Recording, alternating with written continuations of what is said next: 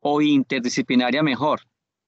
Y entonces da la posibilidad de que uno asuma críticamente la realidad y al mismo tiempo, pues obviamente pueda proponer cosas nuevas. Ah, bueno, acá ya iba a iniciar ya la grabación, ya la iniciamos. Ya es cierto, un estudiante me ayudó ahí con la grabación. Sí, profe, yo. Profe, Gracias, ¿puede llamar a Estefanía. mi compañera Martínez? ¿A quién? A Valeria Martínez, es que mira que a mí no me da la opción de llamar, ella falta por ingresar. Voy a mirar. Valeria Martínez, ya miro.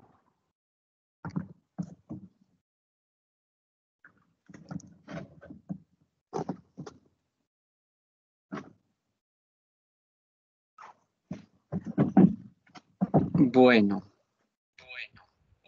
Valeria Martínez. Valeria Martínez García. Sí, señor. Llamando.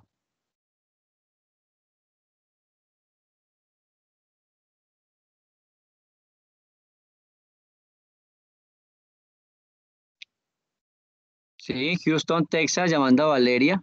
No. Bueno, de todas maneras ya a Valeria le queda ahí la llamada perdida ya.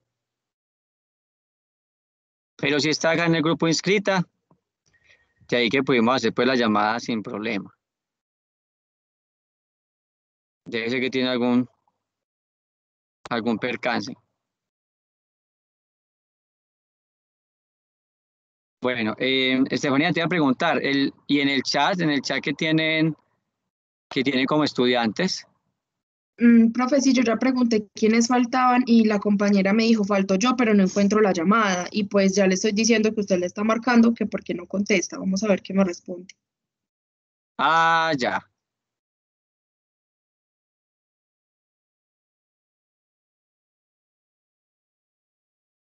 o ya le debe aparecer ahí pues como el link unirse.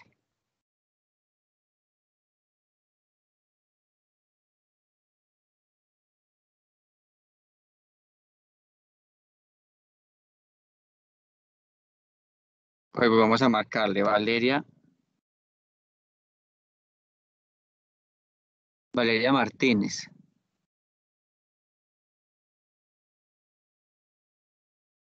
llamando. Si quieres, Estefanía, le puedes decir que ya estamos llamando en este momento. Bueno, profe.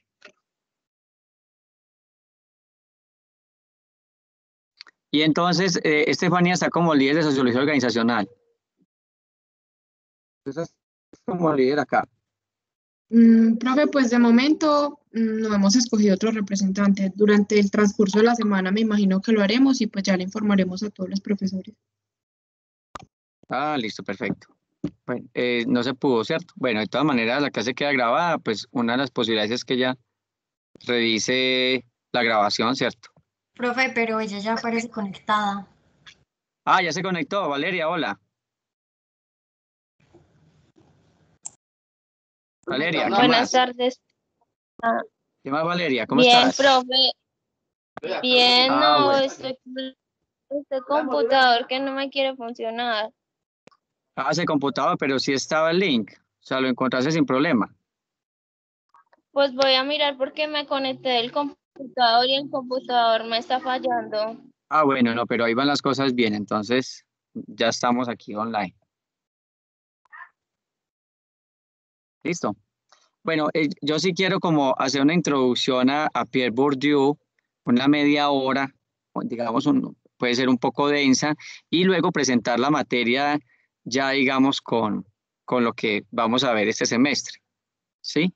Pero quiero empezar porque Pierre Bourdieu, digamos, en sociología general, no alcanzamos a verlo y creo que nos puede servir mucho su teoría de la acción social para poder empezar a pensar un poco esto de la sociología de las organizaciones.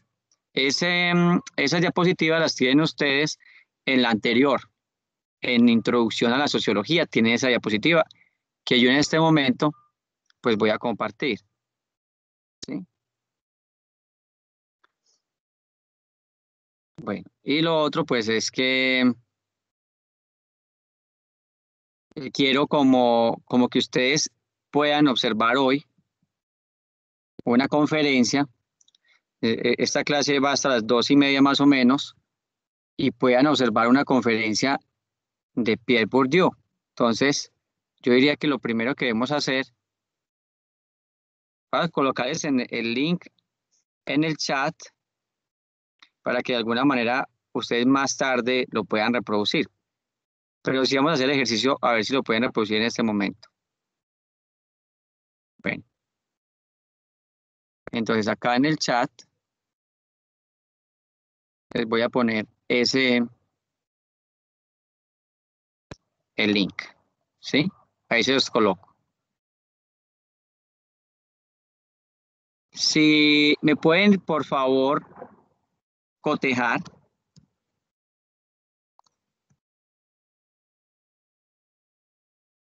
Sí, ahí está, sociología. Una entrevista que se le hizo, ella murió en el 2002, pero pues en sociología es fundamental su lectura, es uno de los que más ha trabajado o más trabajó este concepto de la violencia simbólica, del hábitus, del campus. Entonces ahí se los coloco para que por favor lo copien del chat, lo coloquen en el computador, puede ser como favorito, y lo veamos después de las 2:30. Pero sí necesito que por favor una persona me confirme de que efectivamente se reproduce. Sí, profe, a mí sí me deja. Bueno, muy bien. Muchas gracias. Les estoy compartiendo pantalla. Deben en este momento estar viendo la imagen de Pierre Bourdieu. ¿Sí? Sí, señor. Sí, señor. Listo. Entonces, ¿qué les quiero yo como hablar? Siempre que hablamos de organizaciones, hagamos una definición muy rápida de organizaciones. Pensemos que las organizaciones es un conjunto de personas que tienen un telos, un fin común. O sea, siempre pensamos que estamos organizados si podemos rastrear unas funciones que unos sujetos cumplen voluntaria y conscientemente.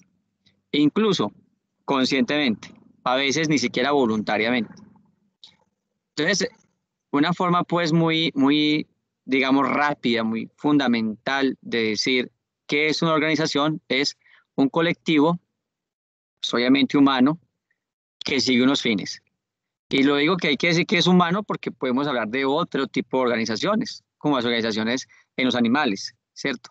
Organizaciones de abejas, organizaciones de hormigas, que es lo que estudia la entomología, ¿sí?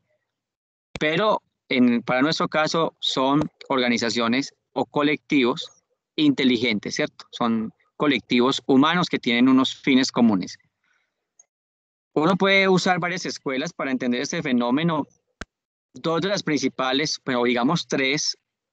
Una es el positivismo, como lo vimos en sociología general, Augusto Comte, Emily Durkheim. Otras son estructuralistas, por ejemplo, ¿sí?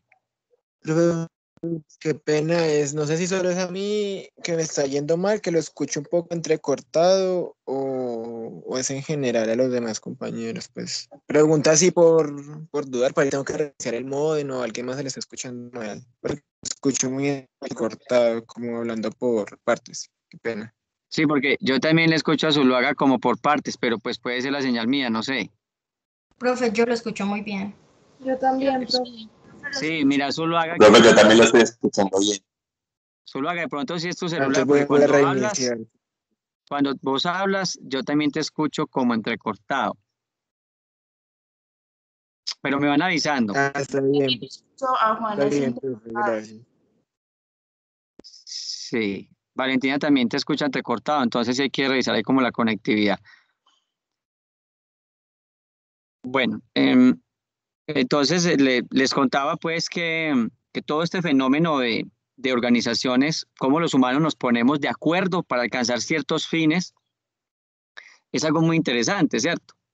Organizaciones, por ejemplo, como ponernos de acuerdo y hacer las pirámides de Egipto. Tal vez no fue un gran acuerdo, hubo miles de esclavos que participaron en ella, pero sí había una conciencia de que muchos humanos estaban haciendo o persiguiendo un fin común.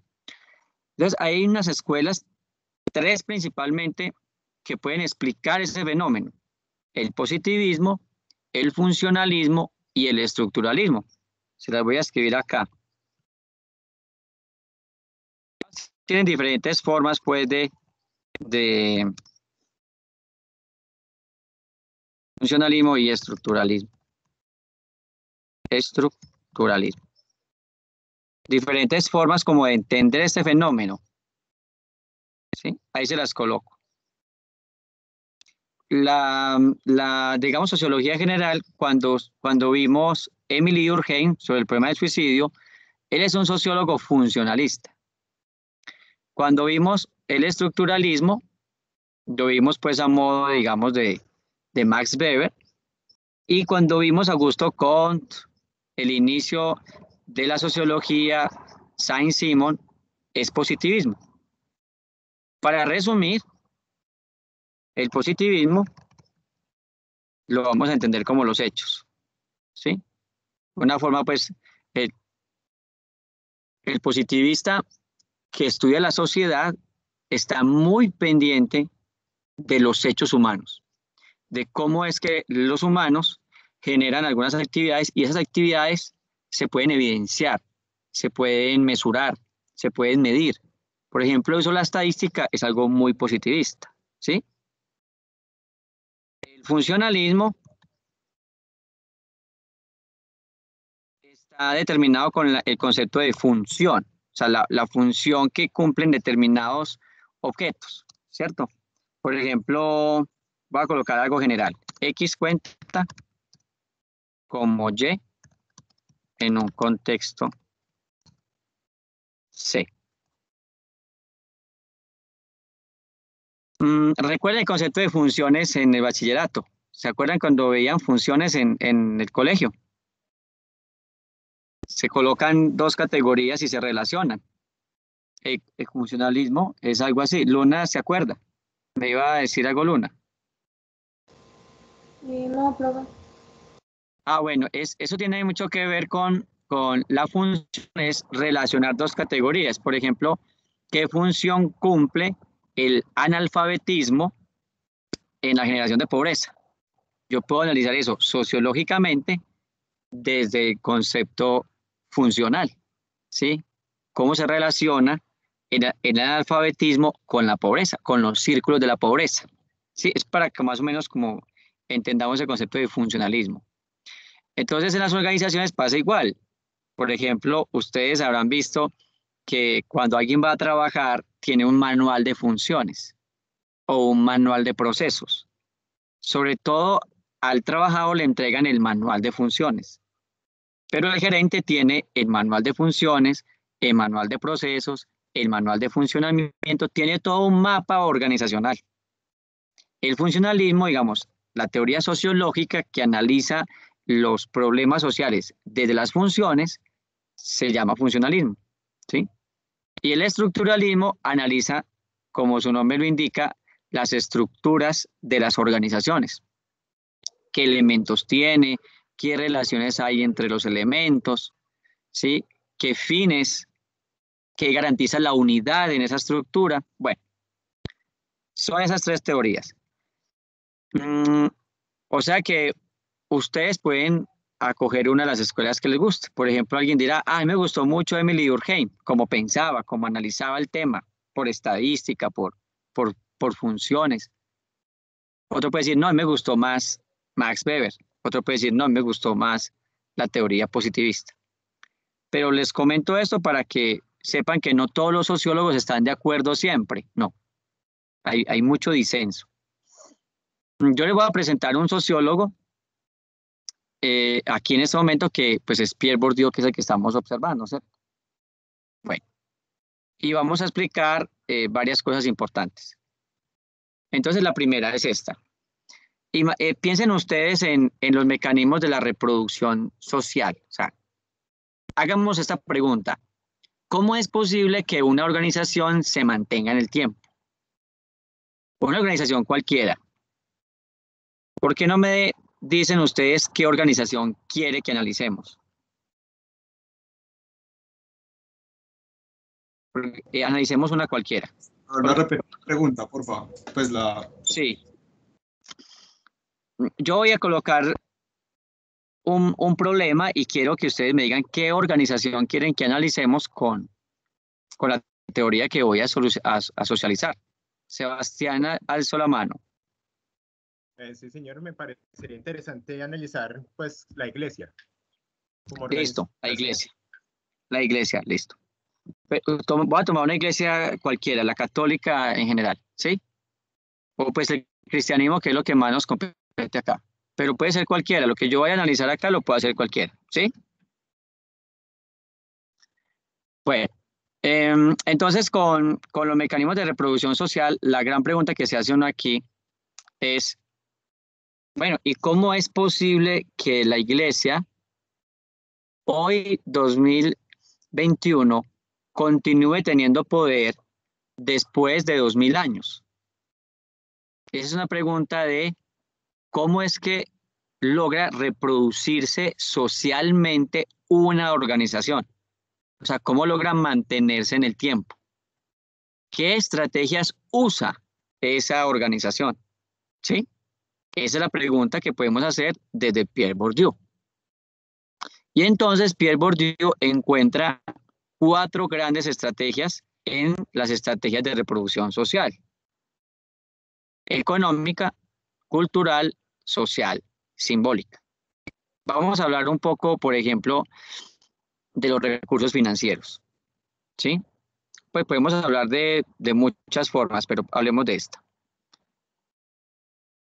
No sé si ustedes habían escuchado esta historia. Esa historia la pueden ustedes observar en La historia del dinero, ¿sí? Lo pueden, narrativas, por ejemplo, como por ejemplo, Eric Rolk tiene un libro que se llama Introducción a las Ciencias Económicas. Ahí se puede ver la historia del dinero, la historia de los bancos, que es la que me parece interesante para hablar de esto. En el siglo XI, aproximadamente, los bancos tuvieron un origen. Y ese origen, muchos de los banqueros son de origen religioso. Entonces, la Iglesia Católica tenía unos monasterios. Y esos monasterios o abadías, generalmente en el siglo XI, estaban soportados, digamos, con fuerza militar. Ellos no tenían problemas de saqueos, de vandalismo, de piratería, no porque digamos que el Estado los protegía. En ese tiempo no se hablaba de Estado, sino pues de imperios. Entonces, cuando alguien necesitaba algún hacendado, algún fisiócrata, que sean como los ricos de hoy, alguna persona o un metalista que tenía oro, entonces simplemente iba donde un monasterio, dejaba ahí el dinero, dejaba el oro, y entonces el monasterio hacía como una especie de cheque de abadía. Entonces escribía, por ejemplo, el señor Lozano deja en la abadía 1000, en este caso, oro, 1000 en oro o 1000 en plata, ¿cierto? Una cantidad X, valorada en oro y en dinero según donde estuviera, el Imperio Franco o el Godo o el Visigodo. Y él con ese papel, respaldado por el monasterio, podía irse teniendo por sabido que el dinero se le iba a guardar. Y por guardarlo, pues daban una comisión. Ese, digamos, es el inicio de los bancos. Luego empezaron a prestar y hubo en la Iglesia Católica algo muy interesante y fue la disputa sobre la usura. Ellos se preguntaban hasta dónde ellos debían cobrar intereses o no. En el siglo III se condenaba la usura, pero de todas maneras era una forma. La Iglesia Católica empezó a generar mucho dinero, ¿sí? Hoy vemos, por ejemplo, el Banco del Vaticano como es un banco importante. Ninguna estructura de poder relevante se sostiene sin dinero, ¿cierto? La otra forma que dio la Iglesia fue eliminar el derecho de herencia. Por eso los padres no se casan. Porque si se casaran, entonces los descendientes tendrían la posibilidad de reclamar por derecho de sucesión las posesiones. Entonces la Iglesia Católica perdería parte de su poder. O sea que esa otra forma de reproducción social de la organización, mediado por la parte económica, es obviamente decirle no al derecho de sucesión, ¿sí? Otra de las cosas que hizo la iglesia, muy con los imperios, pues fue, en este caso, atesorar grandes cantidades de tierras. En el momento, por ejemplo, del siglo 8, 9, 10, más o menos hasta el 12, las cruzadas. Entonces, fueron momentos donde se recolectó gran cantidad, digamos, de hectáreas de tierras, de acres de tierra, ¿cierto? Por todo el territorio europeo. Y luego, pues obviamente las abadías se dedicaron también a la educación y empezaron a tener grandes fuerzas de punto educativas. Entonces, lo que les quiero decir es que la iglesia, cualquier iglesia, concentra un poder económico, ¿sí? Por ejemplo, las iglesias protestantes en Estados Unidos fueron las que crearon el sistema de pensiones, lo que hoy conocemos como sistema de pensiones. Entonces, miren que cada iglesia tiene su poder. El budismo, por ejemplo, también maneja sus monasterios. Para ingresar a ser budista, pues los aristócratas tenían que ceder grandes cantidades de dinero para el hijo que iba a acceder a él. Todas las religiones tienen su sistema de poder económico. Ahí queda claro ese sistema de reproducción social a través del sistema financiero, interpretándolo desde la religión, ¿cierto? Sí, profe. Listo. Sí, porque pues muchas personas preguntan, ¿y la Iglesia Católica por qué no reparte todo su dinero y acaba con la pobreza en África? Bueno, eso no se puede porque la pobreza no es un problema de dinero, sino de habilidades, capacidades y de salir del círculo vicioso de forma inteligente. O sea, yo no saco a alguien de la pobreza porque le doy dinero, pues simplemente coge el dinero y se lo gasta. Mm, pero no se reparte no por eso, sino porque una de las estrategias de reproducción social es el dinero. O no el dinero, pues, sino el capital financiero o el capital económico. ¿Sí? Bueno, ahí sigo proyectando o ya no. No, profe, no está proyectando. Listo, entonces vamos a proyectar aquí. ¿Sí? Y nos vamos, aquí, ahí ya debo estar proyectando. Sí, señor. ¿Sí? Listo. Otro de los que más nos interesa es el cultural. Pierre Bourdieu dice, si hablamos de reproducción social, tenemos que hablar de capital cultural. ¿Y qué es el capital cultural? Es la herencia de conocimiento que ha recibido una organización. ¿Sí? Entonces, ahí sí, sigo proyectando ahí. Sí, señor. Ah, bueno, listo, no hay problema. Bueno, entonces, porque es que ahí estoy viendo la imagen de ustedes y quiero verlos a ustedes un momento. Entonces, piensen en esto. ¿Quién generó la teoría del Big Bang? Un monje de la Iglesia Católica, ¿cierto? ¿Quién generó la teoría, por ejemplo, de contraste entre la evolución y la creación, que se llama diseño inteligente? Otro monje, ¿cierto? Teilhard de Chardin. Entonces, lo que vemos es que la Iglesia Católica, por ejemplo, durante muchos años en los monasterios concentró gran parte del poder académico, o sea, las bibliotecas. La Iglesia Católica, por medio del Imperio Romano, tenía grandes concentraciones de capital cultural. Si ustedes lo ven hoy, por ejemplo, vamos a hablar de universidades hoy en Colombia, en Pereira. Universidad Católica, ¿de quién es? De la Iglesia Católica, ¿cierto? Universidad Claretiana, ¿de quién es? De la Iglesia Católica, o sea, los claretianos, ¿sí? Universidad Minuto de Dios, de los claretianos. La Universidad Javeriana, que también da clases a distancia, es de los jesuitas, de la Iglesia Católica. Entonces, ustedes pueden ver, hay una concentración del capital de conocimiento. O sea, la Iglesia Católica no solamente es una organización económicamente muy fuerte, sino que es además una organización muy fuerte desde el punto de vista de capital intelectual. O sea, ha invertido en, ustedes ven los monjes, los sacerdotes, hay cantidad de personas con doctorados en ciencias, en física, en química, en lo que ustedes se imaginen, ¿sí? Entonces, la universidad tiene un poder cultural muy fuerte. La primera universidad que llegó a América del Sur, ¿saben cuál es? ¿O cuál fue? No, pero No, profe, creo no que sé. no. Bueno, fue la Universidad Santo Tomás. La Universidad Santo Tomás tiene 450 años de historia en el continente. O sea, con los conquistadores llegó la Universidad Santo Tomás, que es la corte dominica. Y la primera en Colombia fue la Santo Tomás también. ¿Sí? Entonces, ahí vemos un capital fuerte, ¿sí? Intelectual. Y la segunda mejor universidad de América Latina es la Universidad Católica de Chile. Entonces, miren ustedes, por ejemplo, cómo una organización, además de eso, tiene que tener capacidad cultural. Eso se llama capital cultural. Entonces, ¿cómo se reproduce en la estructura social? Con capital económico más capital cultural. Ahí vamos bien.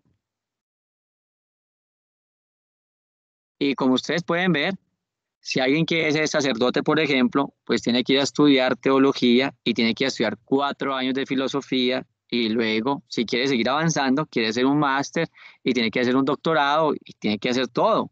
En la Iglesia Católica se preocupan mucho por lo intelectual, ¿cierto? Es una forma de mantener su capital intelectual, que aquí estamos llamando capital cultural, ¿sí?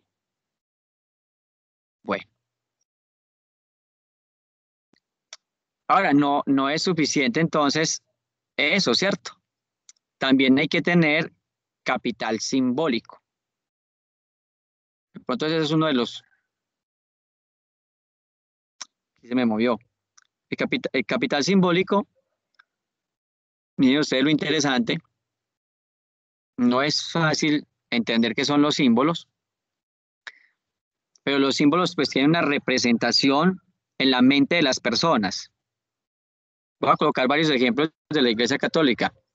En el siglo XII y XIII la mayoría de gente era analfabeta. Y la Iglesia, ¿sí, Cristian? Profe, es que yo siempre he tenido como esta duda. Es cierto que la Iglesia Católica o pues la religión católica ha hecho como, o sea, yo tengo entendido que el lenguaje es un tipo de símbolo, ¿cierto? Pero, pero pues no sé, creo que la Iglesia como que se apoderó, por ejemplo, digamos, del latín como una forma simbólica, porque pues nosotros, por ejemplo, digamos, vimos estas películas o documentales y vemos cómo pues esta religión ha hecho como ese latín propio. Gracias, Cristian. Sí, efectivamente, ¿qué fue lo que pasó?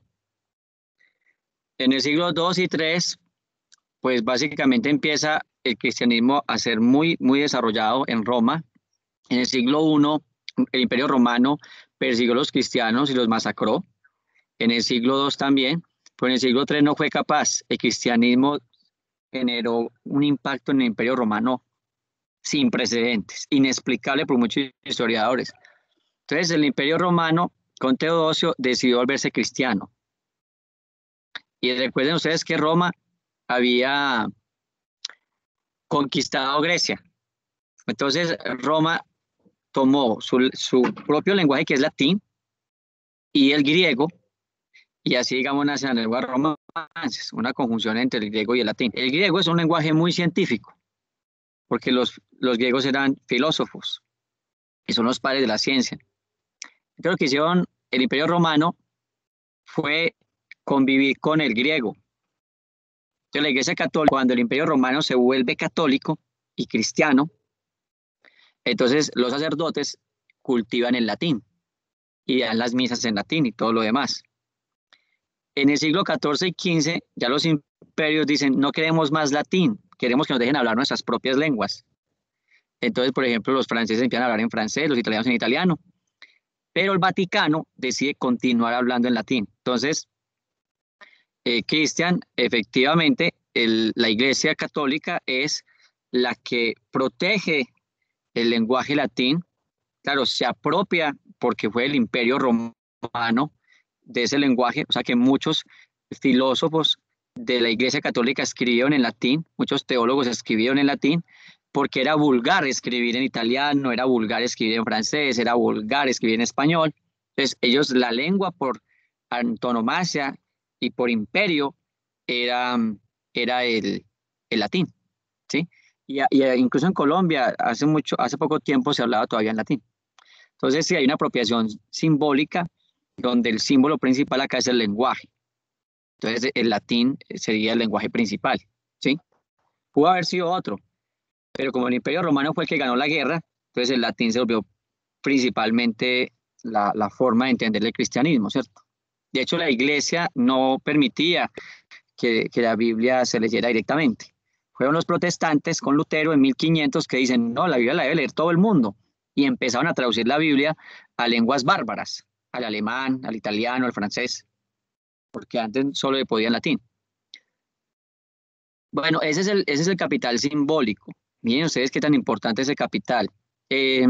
Ustedes, Estefanía, María, Daniela, Sebastián, Valentina, Juana, ese es el capital que ustedes tienen hoy en la universidad, el capital simbólico, ¿sí? O sea, puede que, por ejemplo, Santiago tenga mucho dinero, tenga capital económico, pero si viene a la universidad, viene por otro capital, que es el capital simbólico, ¿cierto? Y puede que todos esos capitales unidos reproduzcan la organización, ¿cierto? Pero efectivamente hay unos cruciales. Sin capital simbólico y sin capital cultural no se va a reproducir la sociedad. O sea, nosotros, en este caso, en la universidad, somos portadores de ese capital cultural y también de capital simbólico. O sea, ustedes van a llevar nuevos símbolos o van a crear nuevos símbolos y van a transformar la realidad a partir de ahí. Entonces, el ejemplo que voy a colocar de la Iglesia Católica era, por ejemplo, el de que la gente no sabría hablar latín. Entonces, para que ellos entendieran el Via Crucis, cómo Jesús va pasando por diferentes momentos hasta la cruz, lo dibujaron. Son las imágenes. Usted entra a una iglesia católica y no importa si usted habla español, inglés, francés, alemán, no importa dónde esté, usted ve las imágenes y entiende ya la historia. Esa es una historia simbólica contada iconográficamente. O sea, a partir de imágenes. Usted ve el bautismo de Juan Bautista a Jesús. Usted ve el Pentecostés, cuando baja el Espíritu Santo a los apóstoles, ¿cierto? Usted recrea el sufrimiento y el padecimiento de Jesús. Usted ve a Jesús en una cruz. Esos son símbolos.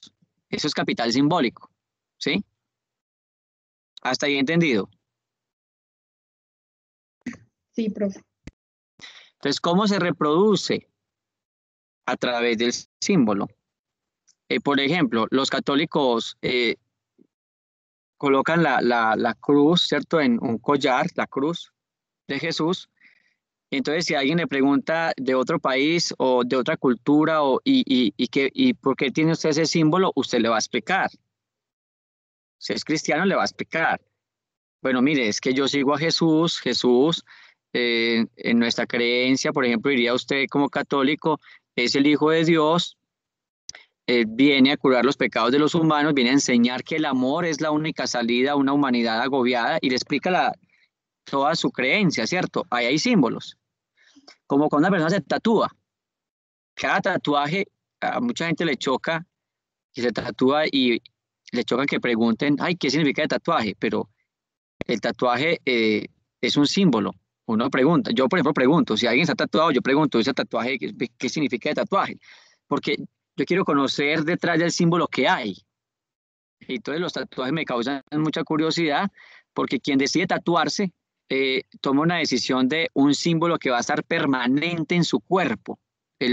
La piel la vuelve lienzo y el lienzo de la piel lo vuelve significado. Y a mí me parece interesante conocer ese significado. Profe, pero eso no se Sí. puede tomar de manera como estética. Es que, o sea, yo también he pensado mucho en eso y, por ejemplo, digamos, yo me he tatuado, pero, por ejemplo, digamos, los tatuajes que yo tengo muy pocos son significativos. Entonces, siempre que tengo como esa discusión con algunas personas que me preguntan, ¿qué ve? ¿Y eso qué significa? Entonces, es como que, bueno, ¿por qué tiene que tener un significado y porque simplemente es como estético que uno quiere? Como usted lo dice, es un lienzo. No sé. Bueno, Cristian, es curioso, pero es algo similar. ¿La estética qué es? Es un significado. ¿Cuál? El significado de la belleza. ¿Sí? Es un amor hacia lo bello, o hacia la expresión, o hacia el sentimiento. Entonces, por ejemplo, alguien se tatúa una mariposa que no significa nada para esa persona, sino que significa belleza. sí tiene un significado. Es el valor estético, ¿cierto? La estética tiene varias fases. Está el gusto estético, está la expresión estética y está la creación de la obra estética. Entonces puede que Cristian dice, no, es que esto a mí me gusta, esto, por ejemplo, a ver, coloquemos un caso. Me encanta la constelación de Orión o las Pléyades. Me va a tatuar, no significa nada, pero es belleza. El significado es la belleza, ¿cierto? Entonces, claro, no hay un significado, hay muchos tipos de significados. La estética carga ese valor, el valor estético. Entonces, ¿vos qué dirías? No, para mí es belleza y ese es el símbolo, ¿cierto? Y me alzó la mano Lady. Profe, sí, disculpe que me retroceda, pero pues no sé si no puse mucha atención, pero usted nos está explicando lo de las escuelas y nos diste un ejemplo del positivismo, del funcionalismo, pero del estructuralista no. ¿O estoy mal? Sí, el estructuralista lo voy a explicar con esto de la religión al Ok. final. Ah, dale, Sí, pero entonces recuérdame, está muy pendiente porque de pronto no lo digo y lo voy a decir al final como la religión católica como estructura, cómo se entiende, dale, profe, dale, desde gracias. Max Weber. Gracias, Lady. Entonces, el otro, Cristian, así quedamos, ¿cierto? Sí, señor. Listo, bueno, y pues obviamente habría otro capital que es el capital social. El capital social ese sí lo conocen ustedes muy bien porque estudian trabajo social, ¿cierto? Es el de las redes, por ejemplo, una red de apoyo. O sea, en economía tenemos otro nombre y le llamamos capital relacional. En economía usamos mucho ese término, capital relacional. Capital relacional es todo el conjunto de conexiones que podemos tener con otras personas que en algún momento nos van a ayudar. O sea, en economía sabemos que uno tiene que generar más amigos que enemigos, porque es a través de las relaciones, ¿cierto? Lo que llama la gente hoy, por ejemplo, la palanca y Arquímedes, ¿no? Es que ese puesto es por palanca, es que, bueno, se le puede llamar palanca vulgarmente, pero en economía se llama capital relacional. O sea, si vos tienes una relación con alguien, muy probablemente ese alguien en algún momento va a hacer algo por ti. Entonces, en economía se propone que hay que invertir en relaciones. En política se llama relaciones públicas. Por ejemplo, los medios masivos de comunicación. ¿Qué son relaciones públicas? Ustedes lo ven. ¿Qué va a decir Caracol y RCN? Es las relaciones públicas de la presidencia. No va a decir nada en contra del presidente. ¿Qué tal? ¿Por qué? Porque son las relaciones públicas del presidente. Es como el presidente de alguna manera se comunica con el pueblo, ¿sí? Ya si usted quiere conocer realmente otras cosas, pues no debería estar observando en medios masivos de comunicación porque son relaciones públicas, sino que estaría observando, investigando otras cosas. Entonces, con relación a la iglesia tiene muy buenas relaciones. Por ejemplo, tiene tan buenas relaciones la iglesia católica que se le respeta el derecho canónico en Colombia. O sea, tiene su propio derecho y Colombia le respeta su derecho canónico. ¿Sí? Y, por ejemplo, usted se casa por la iglesia católica y usted es reconocido en la sociedad como una persona que tiene un matrimonio. Ahora, para usted hacerlo válido frente al Estado, pues debe sacar un registro, registro de matrimonio, ¿cierto? Aún si no lo sacara, habría posibilidades de demandas con relación a que usted está casado, ¿sí? Lo que no pasa con otras religiones. O sea, la iglesia católica se ha esforzado por tener relaciones sociales. Y, por ejemplo, la Iglesia Católica tiene, solo para decirlo en Pereira,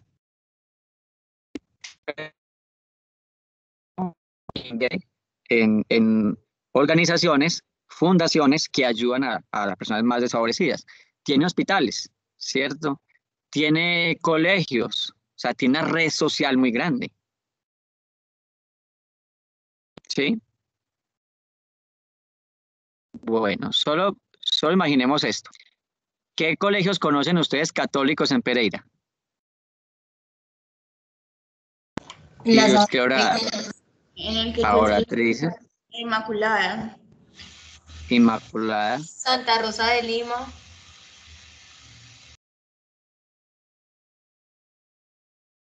Bueno, y sumen, ¿cierto? Sumen porque son muchos y muy buenos. O sea, la Iglesia Católica tiene un sistema de relaciones inmenso, ¿cierto? Así, la Iglesia Católica también genera una reproducción social. Eso está claro. Estructuralismo, Lady.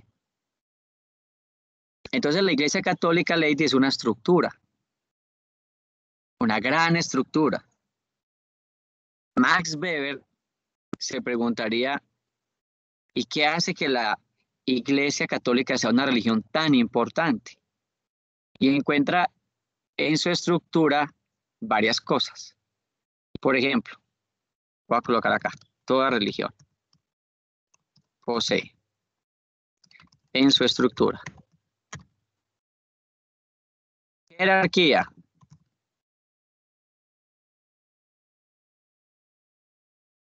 ¿cierto, Lady? No nos podemos imaginar una gran organización sin jerarquía. ¿Quién manda? Vaticano, el Papa, ¿cierto? Una jerarquía. Cardenales, sacerdotes, cardenales, obispos, sacerdotes. O sea, hay unas relaciones de poder, ¿sí?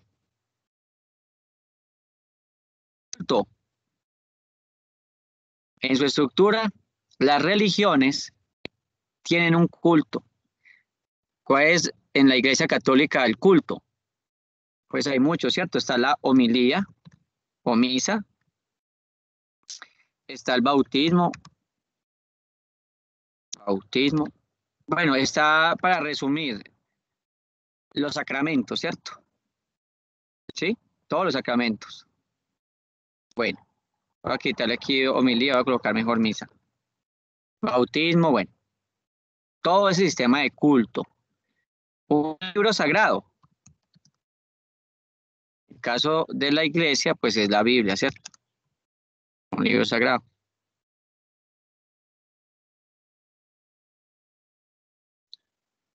Bueno. Y por supuesto tiene feligreses. Feligreses. Ahí que vemos entonces una estructura, ¿sí? Compuesta por varios elementos que se relacionan entre sí. Entonces el estructuralista va a observar qué elementos tiene la iglesia, por ejemplo, católica. Entonces, ¿qué elementos? Tiene autoridad. Entonces el Vaticano, el cardenal, el sacerdote, los ministerios. ¿Qué más tiene? ¿Qué otros elementos tiene? Tiene un sistema de cultos. Entonces, como es la misa, como es el bautismo, como es el matrimonio, como es la confirmación, como son los santos óleos, como es el sacerdocio. ¿Sí? También dice, tiene un componente ético, un componente que une a las personas. Es el libro sagrado, o sea, la doctrina. ¿Sí? Y tiene unas personas que lo siguen. Cuando yo miro de forma estructural la religión, voy a analizar todos sus elementos, cómo interactúan entre sí y qué unidad generan. Entonces voy a colocarlo acá, Lady, conjunto de elementos, interacción entre ellos, unidad o totalidad, ¿cierto? O sea, porque eso no es eso no es algo, ¿cómo decimos? Como aleatorio, ¿no? El bautismo va con la Biblia, entonces cuando una persona se va a bautizar, le leen la Biblia donde habla del bautismo, o sea, de San Juan el Bautista, cuando bautiza a Jesús. Si alguien se va a confirmar, le hablan del Espíritu Santo cuando descendió frente a los apóstoles, que es el día de Pentecostés. Todo está interrelacionado. Entonces, el estructuralista estudia eso. Si fuera un funcionalista, solo le importaría las funciones que cumple la Iglesia Católica. Y si fuera un positivista, pues diría, bueno, vamos a ver los hechos de la Iglesia Católica, vamos a estudiar la Iglesia Católica en su día a día, en su cotidianidad, qué es lo que hace. ¿Sí? Bueno, Lady, no sé si con eso queda más o menos claro. Sí, profe, muchísimas gracias. Bueno, de hecho uno puede combinar esto. Muchos llaman a Weber un funcionalista estructuralista, pero bueno, ahí se complica más la cosa. Dejémoslo de esa envergadura. Pero hay muchas corrientes. María, Sí, señor. Estefanía. Profe, Pues, yo quería hablar primero- que, digamos, la religión católica tiene leyes muy diferentes a, por decirlo, a la de nosotros, ¿no? Se llama derecho canónico.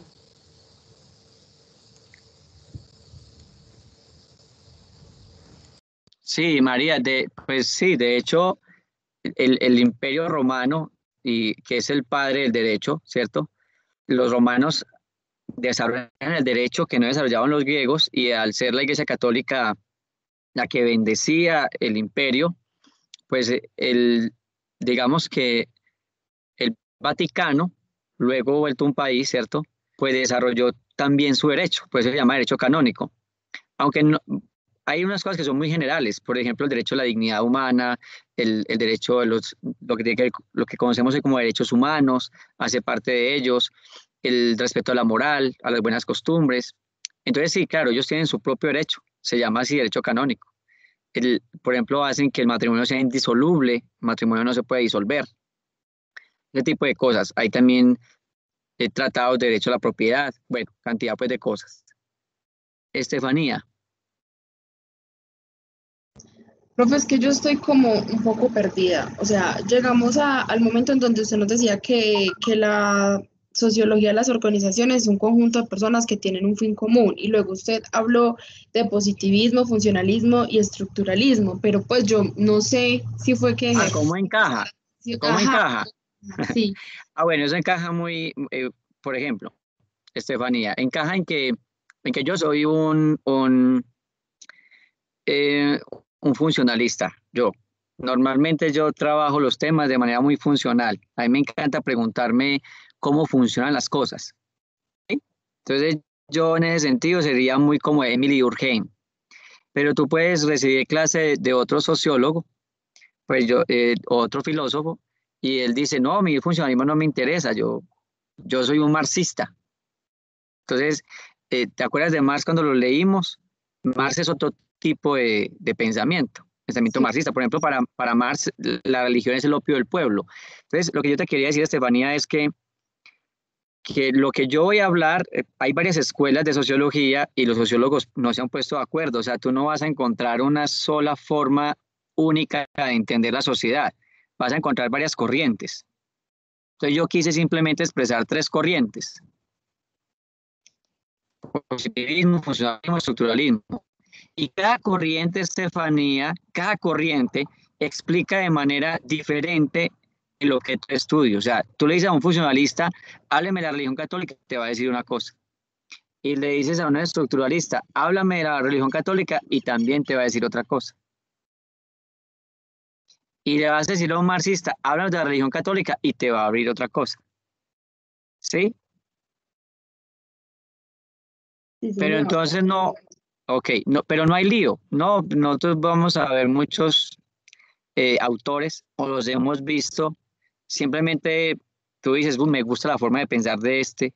Por ejemplo, en sociología, ¿quién te ha gustado? ¿Quién te pareció interesante cuando viste sociología? Pues yo me quedé mucho con el pensamiento de Marx. No sé por qué, fue como el que más me gustó. Listo, Marx es un marxista y hay corrientes neomarxistas. Por ejemplo, la escuela de Frankfurt, que yo no la he citado acá, pues la vimos en sociología, se llaman las escuelas neomarxistas, pero en el caso de la escuela de Frankfurt son neomarxistas. A mí también me parece que hicieron un trabajo muy importante, y, y yo en algún momento me vi inclinado mucho por la escuela de Frankfurt, que hay una crítica marxista importante, pero tienen mucho de Marx. Por ejemplo, me gusta mucho Habermas de la escuela de Frankfurt, aún sigue vivo. Me gustó mucho el trabajo que hizo Max Horkheimer y Theodor Adorno. Creo que trabajé casi todas las obras de Erich Fromm. Me gustaron demasiado. Creo que tenía una agudeza mental para entender la sociedad, ¿cierto? Sobre todo esa, ¿cierto? En una disertación del semestre pasado, ¿quién fue? Cristian, ¿quién fue el que nos hizo Theodor Adorno? Bueno, hubo una disertación. Yo hice sobre ¿Ah? la estética, creo que me basé en Theodor Adorno. Ah, sí, entonces ahí fue Cristian. Cristian nos hizo un trabajo sobre Theodor Adorno. Theodor Adorno es de la Escuela de Frankfurt. Entonces, por ejemplo, a Estefanía le gustó Marx y Marx está muy vigente. Por ejemplo, hay una desigualdad enorme. Vimos un libro de Simon Bauman, se llama La riqueza de unos pocos nos beneficia a todos. Simon Bauman tuvo parte, digamos, de sus inicios en Marx. O sea, Simon Bauman, podía uno llamarlo de alguna manera un neomarxista, ¿sí? Pero son pues marxistas críticos ya. Entonces, Estefanía, eso es más o menos como lo que sucede. O sea, uno puede tener de alguna manera hay muchas corrientes en todo esto, ¿sí? Pero bueno, no nos compliquemos con esas corrientes. Era un ejemplo que yo quería poner nomás, ¿sí? Ya, pero muchísimas gracias. Bueno, con mucho gusto. Bueno, ¿alguna otra duda con relación a esto? ¿O sigo con Capital? Sigo con Pierre Bourdieu. Bueno, Pierre Bourdieu también tiene bastante de, yo diría, una parte grande de marxista. ¿Sí, Lady? ¿Me vas a decir algo? No, profe, pues bueno, sí te iba a preguntar si crees que estás compartiendo pantalla o no estás compartiendo pantalla. No, en este momento no, pero sí voy a compartir en este momento para que me digas ahí, por favor, que voy a compartir esta. Dale, Ahí sí profe, ya. Sí, ya. ahí me confirmas, debo estar compartiendo esta. Sí, teoría ¿Sí? de la acción social, sí. Eso. Entonces, eso sí es fundamental, pero muy, muy importante. Es decir, cuando hablamos de organizaciones, tenemos que tener una teoría de la forma en que una sociedad se dinamiza, ya, o se cohesiona, o tiene conflicto. Por ejemplo, mientras que era la semana pasada, me di cuenta por la televisión que había unas marchas por el viaducto porque las personas de los bares estaban diciendo, pero van a hacer que perdamos nuestras empresas, ¿cierto? Un problema económico muy grave por el toque de quedas. No sé si se dieron cuenta de eso. Y los que viven en Dos Quebradas, pues nos podrían contar mejor. Entonces uno se pregunta, ¿y por qué se movilizaron? ¿Y por qué justo ahora y no el año pasado? ¿Y por qué taponaron las calles? ¿Y por qué las vías de hecho? ¿Y por qué? ¿Cierto? Entonces, esas preguntas se pueden resolver desde la teoría de la acción social, ¿sí? Entonces, la teoría de la acción social, pues hay tres grandes componentes que hay que analizar. El agente social, el agente, o sea, la persona que hace, o los líderes. Pues resulta que estas empresas tienen unos líderes, y los líderes organizan las marchas, ¿cierto? O sea, uno podría analizar eso desde la sociología organizacional. ¿Cómo se organizaron para estas marchas?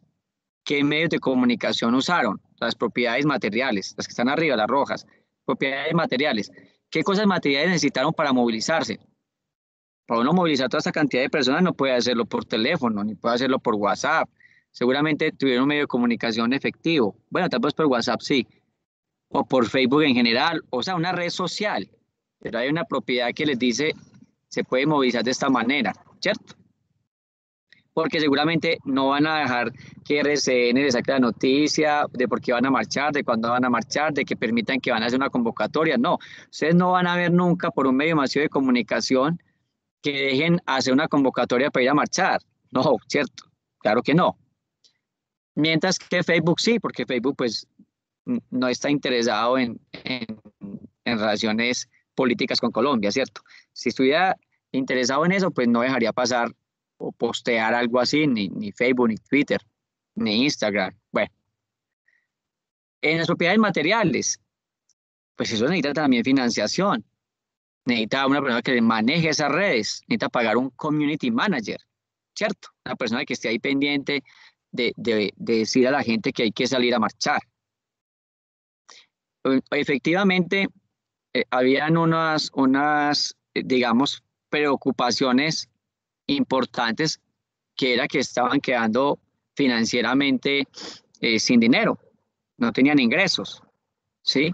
Entonces, eso hace, digamos, que se movilicen. Voy a explicar por qué se movilizaron.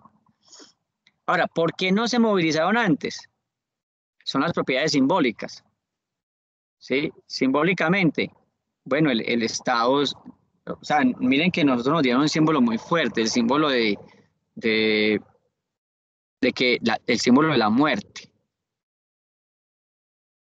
Y eso impacta en la realidad social. Voy a dejar de compartir pantalla acá.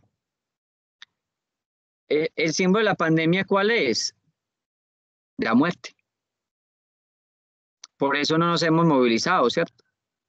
Porque todo el tiempo están mostrando en medio de comunicación, se murió este, se murió aquel está entubado. Miren el testimonio de esta persona que logró sobrevivir. Miren el testimonio de esta persona que se le murió la mamá y el papá. El símbolo de la pandemia en los medios masivos de comunicación ha sido la muerte. Si van a salir a tal parte, se va a contagiar, no va a haber respiradores, nos vamos a morir. Entonces, ese es un símbolo muy fuerte que la sociedad nos ha dado en esta pandemia, la muerte. Y eso explica por qué no habían salido antes. O sea, las personas no querían salir. Lo que pasa es que ahora salen es porque, si bien sigue el miedo a la muerte por COVID-19, pues también está el otro miedo y es a quedarse sin comer. Entonces, igual uno se puede morir o por COVID o porque no tiene alimento. Entonces, ¿qué pasa cuando no hay empleo, no hay empresas, no hay, ¿cierto? Entonces empieza una dicotomía. Entonces, esa es la acción social. O sea, explicar por qué los colectivos se mueven, ¿sí? Y eso tiene que ver con propiedades materiales y con propiedades simbólicas.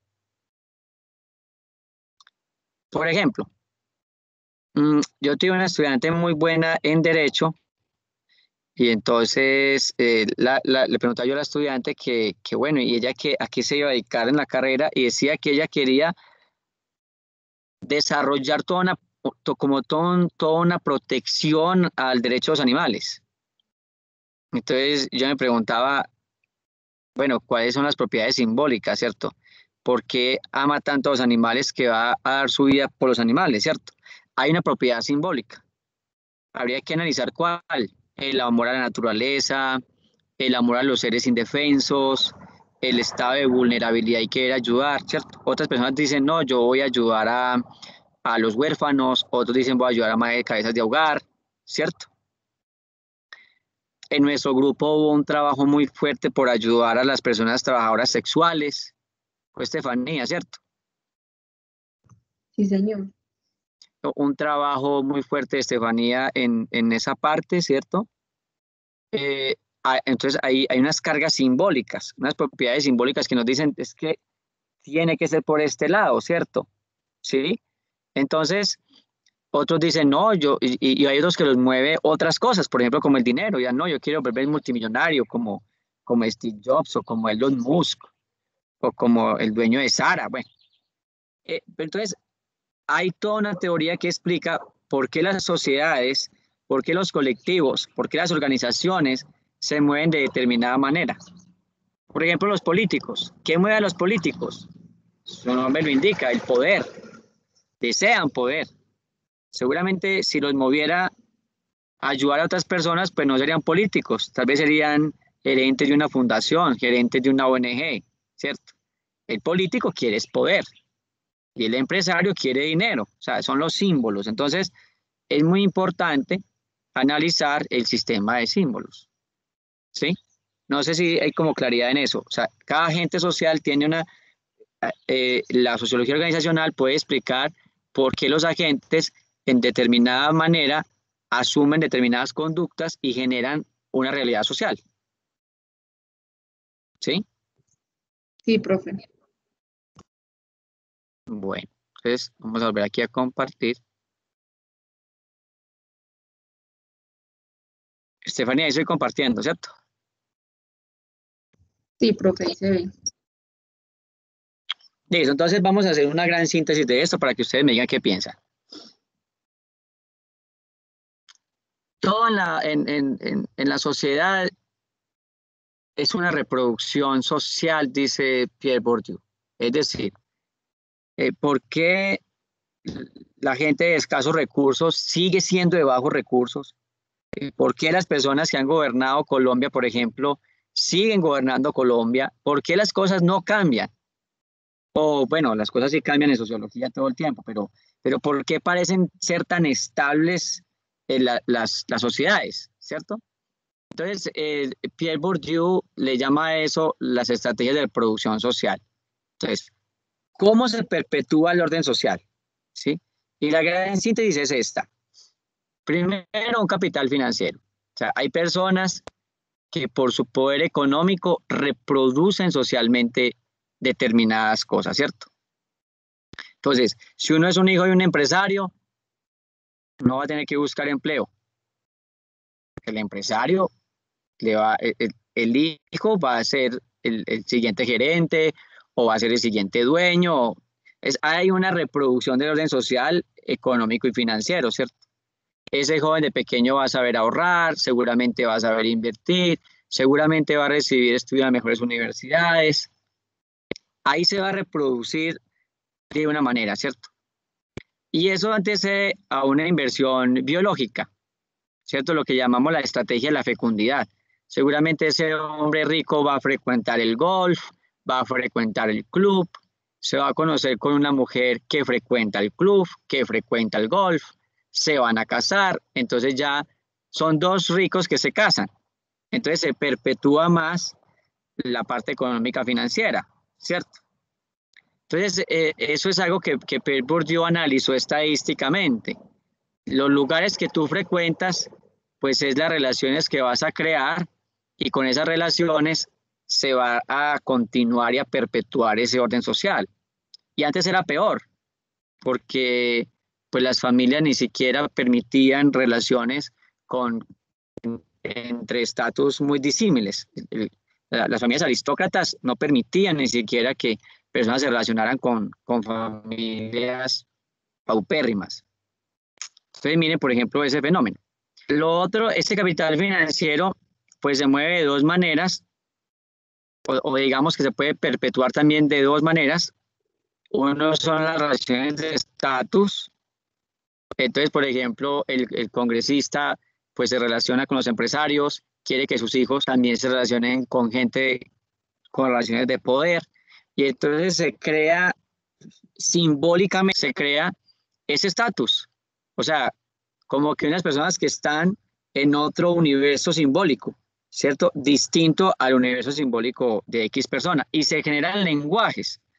Entonces vemos, por ejemplo, cómo la élite de Bogotá habla de una manera, cómo las personas de Suba hablan de otra, y cómo cuando van a hablar entre los dos, como que chocan esos universos simbólicos y no se entienden, ¿sí? Solo colóquenlo, por ejemplo, en la música, ¿sí?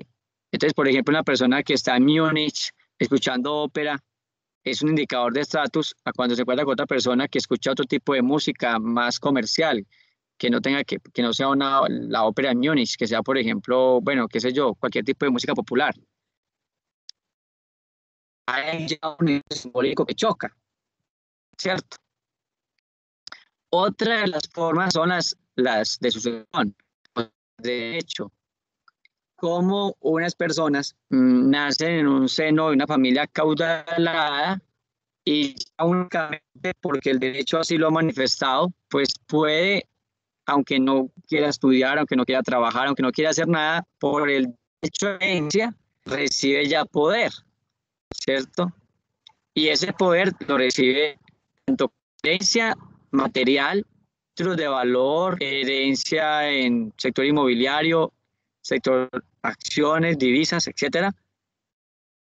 Pero también de forma educativa. Por ejemplo, Una persona con mucho dinero puede que hoy viva en Alemania, mañana en Francia, después en Estados Unidos. Entonces puede que el hijo ya sin querer le salió políglota, le salió hablando alemán, le salió hablando francés, le salió hablando inglés, ¿cierto?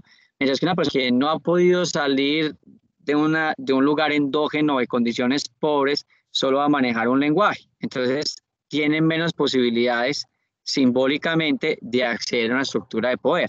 Entonces, esa es la forma en que digamos que existen esas de reproducción. Bueno, ahí dejo de compartir. ¿Qué piensan ustedes de esa teoría?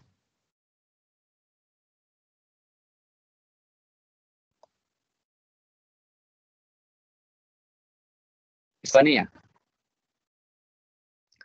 Profe, que es una teoría muy cierta. Quizás nosotros por eso pensamos que nada cambia en Colombia y que el poder lo siguen teniendo los mismos corruptos, por así decirlo, y es porque ellos mismos se pasan el poder, se pasan las relaciones, se pasan la parte económica, y si ellos mismos están dentro de lo que, digamos, controla Colombia, tanto financiero como social, entonces nunca vamos a ver un cambio porque siempre va a estar el poder concentrado de un solo lado. Y por más que lo intentemos con escasos recursos que, digamos, nosotros tengamos, no vamos a poder tumbar lo que durante años han construido ellos. Así es, Estefanía. O sea, claro, porque entonces uno se pregunta y sigue las mismas 45 familias reinantes. Claro, tienen concentrados los cuatro capitales: ese capital cultural, el capital simbólico, el capital económico y el capital social. ¿Por qué Colombia ha cambiado un poco? Bueno, mentiras, no, de hecho mucho. Colombia ha cambiado mucho pues porque el capital simbólico y el capital cultural se ha estado moviendo. Miren ustedes, por ejemplo, que en Colombia ya hay más de 2 millones de profesionales. Cada medida que más personas, el sistema simbólico va cambiando. Solo me pregunto, los trabajadores sociales, ¿cuánta transformación social hacen? Es increíble la cantidad de egresados de trabajo social que crean fundaciones, organizaciones, cambian la sociedad. O sea, ustedes salen a cambiar la sociedad. Entonces, aunque se ve que cambia de una manera pues lenta, pero no es la misma sociedad colombiana del siglo XIX. Miren cómo ha cambiado, cuántos nuevos derechos se han generado. Por acá veo una mano levantada, pero no veo de quién. Si me pueden volver a colocar. ¿Cómo? Franci. Franci. Hola, Franci, ¿qué más? Hola, profe. No, como para añadir lo que está diciendo Estefa, es que, ay, ya se me olvidó. No, listo, o sea, que no hay problema, que se creen como estas relaciones o estos lazos entre las personas, pero creo que lo relevante ahí es que ese fin o ese objetivo que tienen todos y que digamos que al tiempo se van uniendo más personas y este fin va creciendo y el poder va creciendo también. Entonces, o sea, para mí el problema no es las relaciones que, o estos lazos que formen, sino como ya ese poder que se le reconcentra y más que son para cosas malas y más que va a afectar a muchas personas. Muchas gracias, Franci. Y lo que dice Franci es cierto. Y la teoría nos dice es que si tú quieres cambiar la sociedad, pues debes generar esos poderes, ¿cierto? Esas estrategias de reproducción social se modifican, pues modificando esas mismas cosas. Entonces, hay que modificar, por ejemplo, tú vas a crear una organización. Entonces, ¿qué hay que hacer con esa organización? Bueno, debe tener poder económico, o sea, capital financiero, porque si no en este mundo, pues todavía por multinacional y grave. hay que generar capital simbólico. También, lo siento, generar relaciones sociales. O sea, hay que generar capital social. Y esa teniendo capital financiero o económico, capital cultural y capital social, ya con esa capacidad, el agente social o la organización puede entrar a transformar la realidad. O sea, transformar la realidad no es tan fácil, pero sí hay unos mecanismos. Y eso es, digamos, lo que desde Pierre Bourdieu podemos conocer, ¿sí?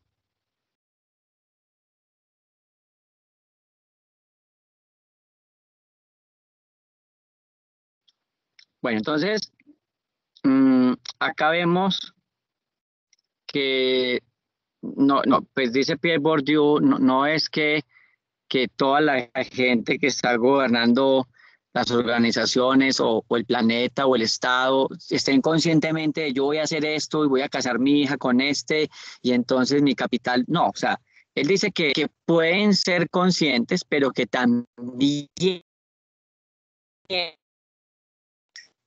o sea, lo que pasa es que es como lo que llama el hábito, el hábitus, es que según la sociedad la gente se acostumbra a cumplir determinadas funciones, ¿sí? Por eso es que los cambios como que no son tan fructíferos, porque uno sí quiere hacer cambios, pero ya está habituado a vivir de una manera. Entonces, tú vas a algunas comunidades, te propones un cambio y ellos dicen, no, pero es que nosotros estamos bien viviendo así. Es porque tienen un hábitus. Hábitus o hábito es la forma en que estamos acostumbrados a hacer las cosas. Lo que aprendimos en la familia, lo que aprendimos en la comunidad, lo que nos enseñaron en la escuela.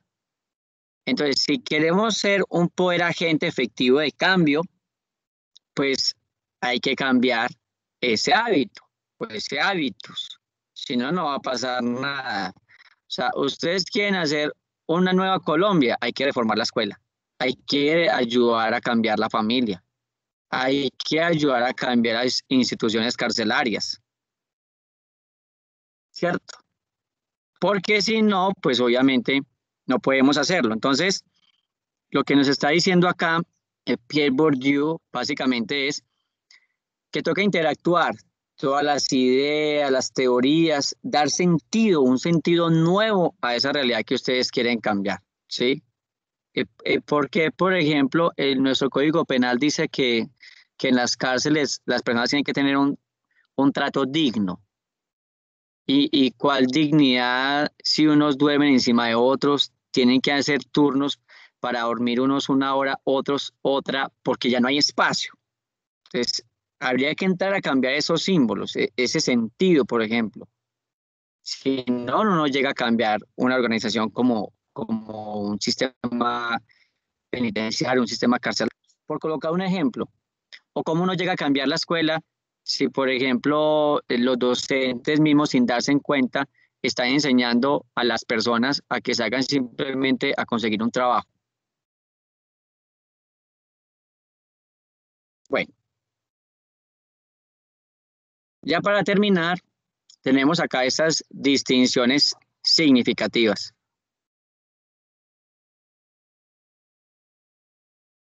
Mírenlas bien, por favor.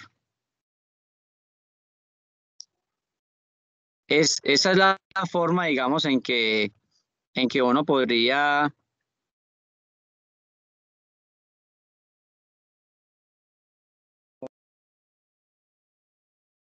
esas distinciones significativas son las formas que podemos buscar, digamos, para entender un poco nosotros como personas en esa sociedad que se reproduce ese orden social. ¿A qué le estamos dando estatus?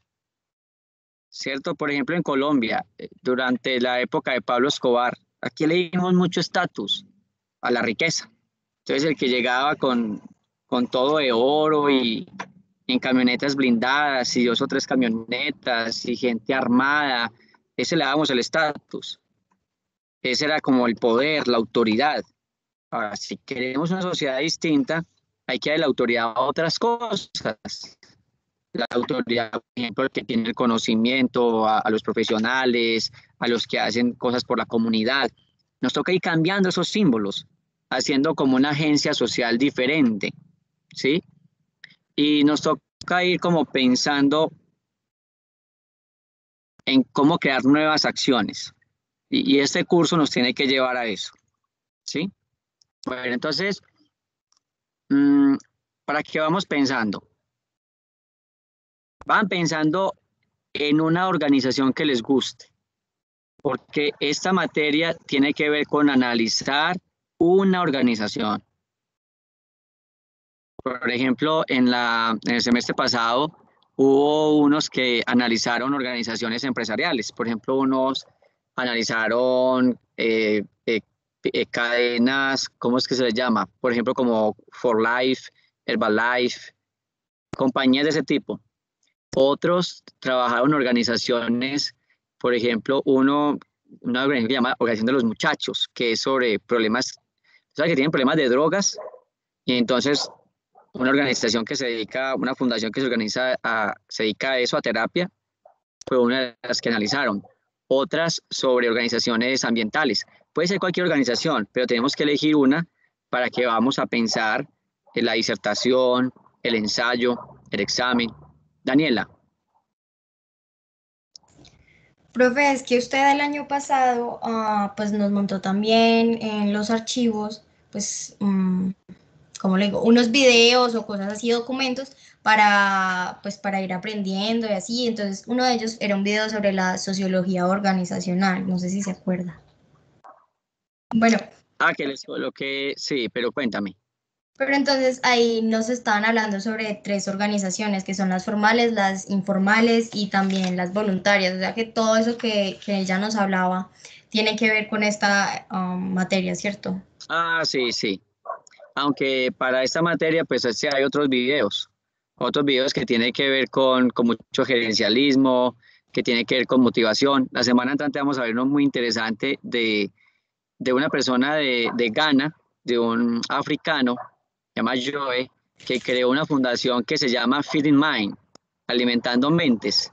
Y la semana entrante yo quiero que veamos ese video. Hoy vamos a ver esta de Pierre Bourdieu y la semana entrante vamos a ver esa nueva, para que ustedes vayan recreándose qué tipo de organizaciones podríamos pensar. Entonces, Daniela, sí, tú puedes elegir una organización, sí, formal, informal, voluntaria. Hay muchas fundaciones, ONGs, o puede ser una empresa, o puede ser una compañía mixta, ¿cierto? Porque vamos a intentar como entender una organización, cada uno va a intentar analizar una organización desde las herramientas que yo les voy a estar dando en esta asignatura. Ok, profe, muchas gracias. Bueno, entonces les pregunto, ¿conmigo no vieron sociología organizacional 2 personas o sí? Porque no me quedó claro eso. A la mayoría. Juana, por ejemplo, ¿cómo era el caso con Juana? Profe, pues yo le entendí a Juan. Perdón. No. Sí, profe, claro, yo lo vi con usted. Bueno, entonces no había entendido, era que había escuchado. Bueno, entonces yo creo pues que hay mucha claridad en la forma. De igual la semana entrante yo vuelvo a decirles cómo van a ser los parciales. De igual lo socializamos bien y resolvemos pues cualquier tipo de duda al respecto. Bueno. Sí, Estefanía. Profe, es que estoy intentando buscar estas diapositivas en los materiales que usted ya nos ha subido y pues realmente yo no las encuentro. Ahora se lo envío, compañero. Pero porque yo ya subí todo lo de esta materia. Lo del anterior está en el otro grupo. No, sino que es que, o sea, sí está intentando buscar estas diapositivas que usted nos está proyectando y pues yo no las encontré, pero no, entonces si algo la compañera Daniela nos hace el favor de enviarlas por el grupo. Ah, bueno, listo. Ok. Bueno, entonces recuerden que la idea es ver esta entrevista. Dura que 60 minutos, para que no se agoten, puede ser que vean media hora hoy, media hora mañana. Porque realmente es muy interesante la entrevista directa con él, con Pierre Bourdieu, ¿sí? Es un sociólogo, pues, impresionante.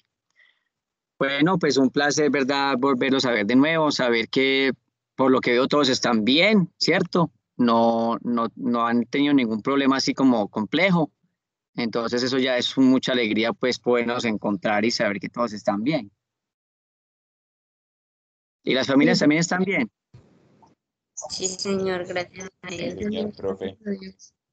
Eso ya es una ventaja, pues, enorme, ¿cierto? Como les digo, en esta pandemia, estar todos bien de salud, eso ya es una riqueza impresionante. Y saber que podemos estar acá también compartiendo. Les ha sido un placer, les deseo pues un feliz día, un feliz inicio de semestre y ya entonces la semana entrante les muestro el programa académico, claro que ustedes lo pueden descargar de ahí, pueden mirar